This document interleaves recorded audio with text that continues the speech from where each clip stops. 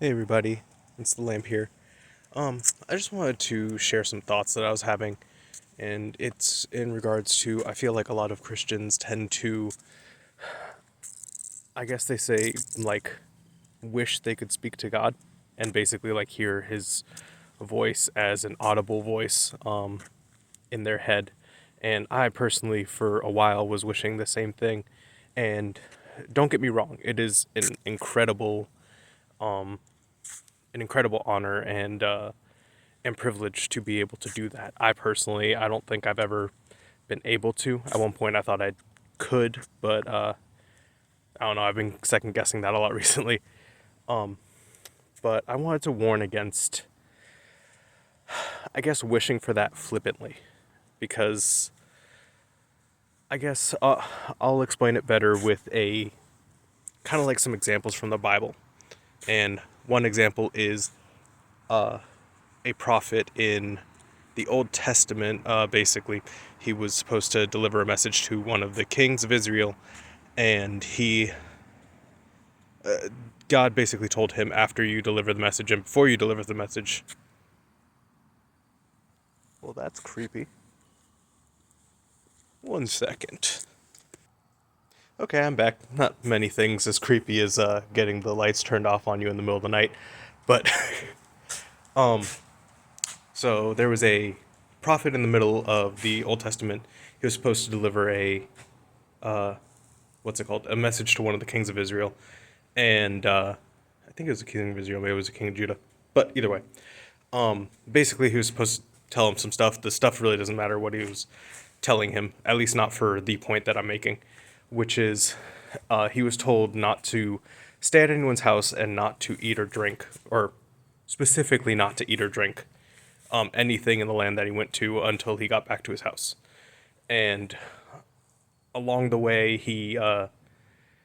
there was this guy another prophet, who told him that he had heard from an angel, which the other prophet that was talking to the first prophet was lying to him.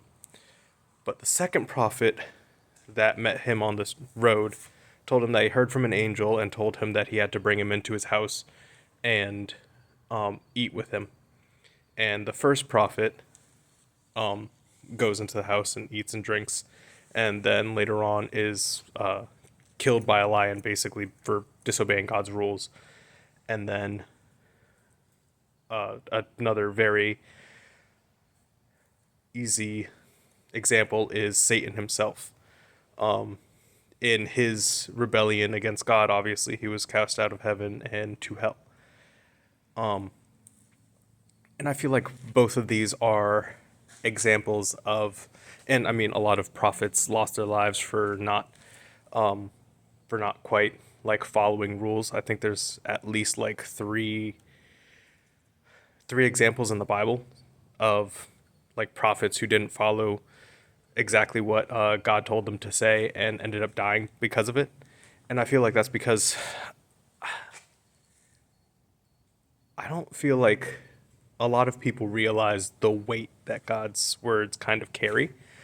I mean, maybe that's partially because everyone has a Bible, and so basically we can read God's words at any time. And for the most part, we're always the main things that we're always told about God is that He's forgiving and that He's loving, and that He's all these things, which is true. But He's also the King and God of the universe. And if you can hear Him, then those words carry weight. And I believe that the reason that even though this prophet was tricked into like eating, and why he was killed for that, even though he was tricked, is because he had heard specifically from God not to do that. And the reason that the devil is cast out, and the reason that angels aren't forgiven for the same crimes that we commit, is that they hear it directly from God.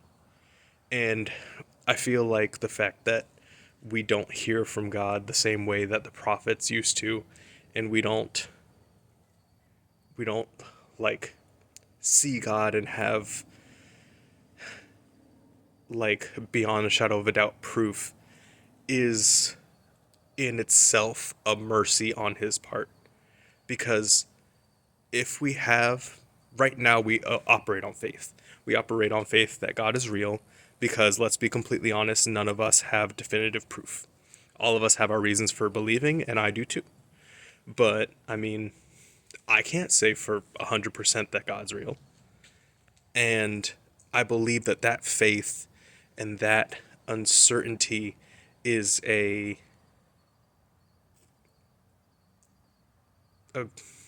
a blessing on his part and kind of a mercy on us, because if we had, beyond a shadow of a doubt, 100% proof that God was real, and if we could definitely say, I have seen God, or I've heard from him and I know for a fact that it was God, that carries a lot of weight. Because if you break a law but you didn't know that it was a law, a police officer will be a lot more lenient on you than if you knew what the law was and you broke it anyway. And the same thing goes for God. If you, right now we operate on faith. And so, operating on faith, we believe that God exists. And we believe that his rulings are final. We believe that he loves us and he only wants what's best for us. And so, with that being said, since we're only operating on faith, he has mercy on us because he understands that with us having to have faith in him, it's not always going to be easy or even possible for us to, you could say, like, follow every single command that he's ever given. And he understands that. And that is why he sent his son to die for our sins and basically pay the price for the fact that we're imperfect. But if we had that beyond a shadow of a doubt that God would exist, then we no longer have that excuse of, like, I'm operating on faith and I made a mistake. Because at that point, I believe we don't really have any sort of, like, you know that the king of the universe exists. You know what God has said beyond a shadow of a doubt. And you know all of these things. And I would know all of these things. And I feel like that kind of takes away the leniency that you could have. Like I said, I mean, it's the same thing as if if you broke the law and a police officer caught you, and depending on whether or not you knew that it was a law, might determine how, I guess you could say, how severely you're punished. And so,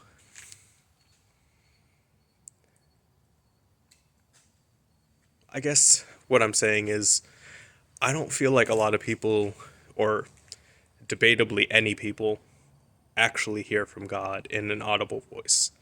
I believe that you can divine, like, not necessarily divine, but like feel certain, like God leading you in certain ways and to do certain things and kind of guiding you.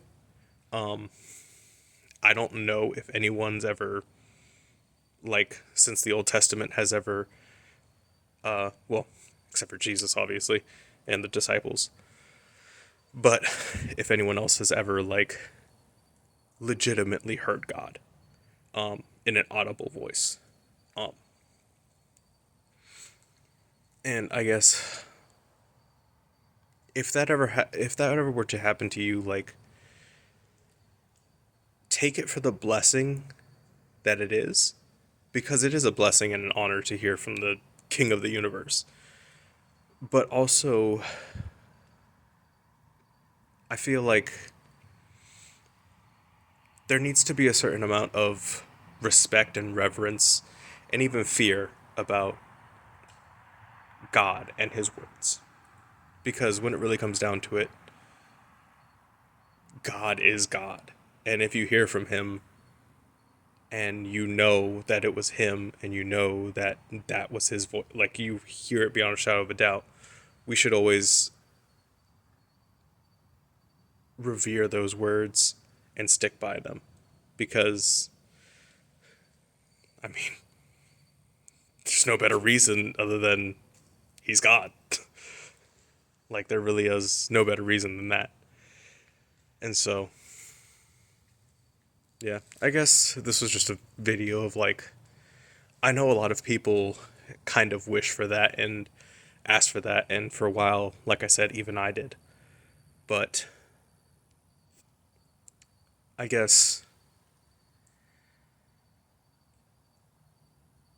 I just hope that we all understand the weight that it would carry to be a true prophet of God and to truly like hear him the way that the prophets used to. And I hope that we would understand the weight of his words and the reverence, respect, and fear that we should have of God and what he says, because what he says is final. And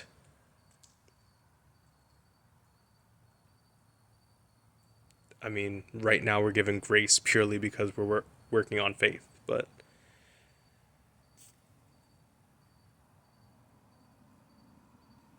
I guess there's not much else to say. Basically said everything. If you followed along this at all, then nice, because I don't even know if I did. I hope that I said something that reached out to you. I hope you learned something, or if you feel like I'm wrong, then feel free to put it in the comments. God bless and have a great night.